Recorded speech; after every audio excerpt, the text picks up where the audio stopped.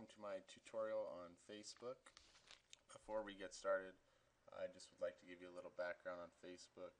As many of you know, it's a social networking site that allows people to connect throughout the world, share interests and join groups and things of that nature.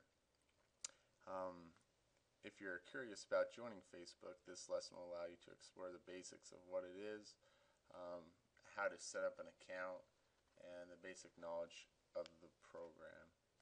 Basically, Facebook is a huge social network that allows its members to communicate, connect, and engage with each other both directly and through various applications and features. More significantly, Facebook is changing the way we interact on the web, making our experience much more open and social. For educational purposes, it allows teachers or professors to connect with their students, post things, updates about the class that can go directly to the student in a quick manner. A couple things as we're kind of learning more about Facebook. It was founded by a man named Mark Zuckerberg in 2004 when he was 19 years old and a sophomore at Harvard University. And it just kind of started out in the northeast part of the country, dealing mostly with Ivy League schools, and now it has reached over 1 billion members on their site. It basically has grown exponentially. As we get into this, just for simplification purposes, I've created this Word document to show us basically how to set up a Facebook account, and then I will pull up my account and show you some things that are possibilities for you to maybe use in your classes. So to create a Facebook account, the first thing that you're going to do is go to facebook.com, and from there it gets really simple. You find the words sign up, enter your personal information, and then put in your password. Basically, that's the first thing that you want to do, and it's really simple. They encourage you to not put false information, to ensure that it's a properly registered account. Then you'll complete the security check by typing the words in the image into the box below it. If you have trouble reading the words, you can try different words or get an audio security check. When you're done, you simply click sign up. Now it gives you this chance, if you want to add friends right off the bat to your Facebook account. To find friends, you'll enter your email address and click find friends. What Facebook then does is automatically goes into your email account, pulls up all of those contacts, and then gives you the option to join them as your friend. It's really easy. If you'd like, you can skip this step and just continue without contacting everybody in your email account. Down here it will give you that option. You can then, after your friends page, you can enter information about your education and your employer and that type of stuff. When you're doing this and putting in years and things, Facebook will automatically search their database of everybody that went to the same high school as you, approximately the same time. Same with universities, and it'll try to pair you up with people that have the same educational background as you do. This is also an option. You can skip this step if you so choose, and come back to it at a later time. Alright. Then it kind of gives you the option to go in, look at all of the names and faces that Facebook has pulled up for you, and you can add them to if you would like. Basically, what's going to happen is you can go in and click on them and highlight them and save and continue. And it's going to send them a notice and saying, hey, this person would like to be friends with you. Do you want to be friends with them? The last thing you're going to do in setting up your account is add a profile picture of yourself, or a picture in general. It's once again very simple. Yeah, you'll click upload photo to select a file from your computer or take a photo with your webcam. It also gives you the option, if you're not ready to do this, to skip that. But it's really simple. You'll you'll click upload photo and just follow the steps. Then click save and continue.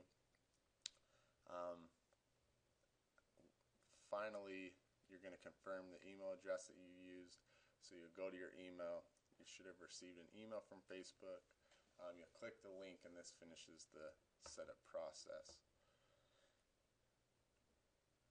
Now I'm pulling up my Facebook page, and something I would like to show you is over here when you go into your account, it gives you the option to edit your profile.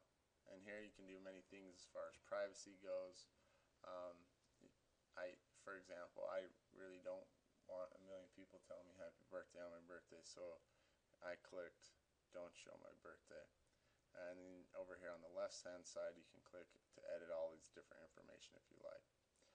Basically what that'll do is enable Facebook to pair you up with people around the globe with similar interests and educational backgrounds and things of that sort. Where Facebook kind of resolves is around what they call the news feed, or kind of what's going on with all your friends, all the activity that's been taking place and things like that. Your wall is what is pulled up here, is everything that you have posted or people have posted about you, and it's basically like keeping a journal for you. That's the best way I can think of to describe your wall.